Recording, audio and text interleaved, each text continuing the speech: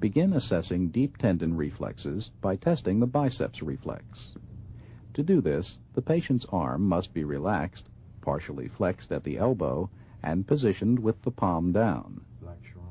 To stretch the muscle, depress the biceps tendon with your thumb or index finger. Strike your thumb or finger briskly with the reflex hammer. You should feel the biceps muscle contract and see flexion of the forearm.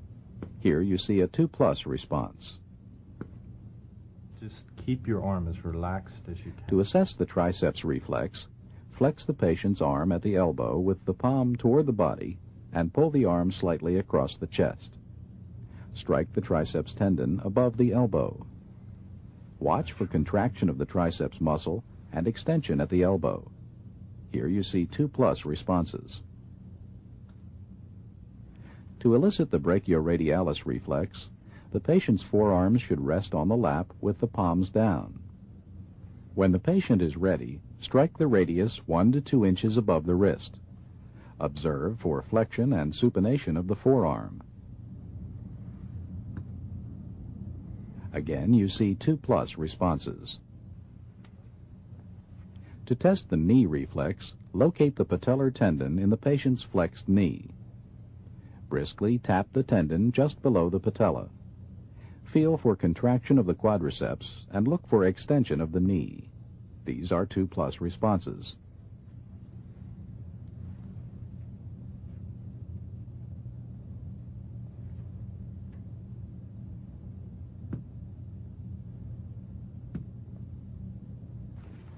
To test the ankle reflex, extend the patient's leg somewhat at the knee, dorsiflex the ankle firmly, and strike the Achilles tendon. Feel and watch for plantar flexion.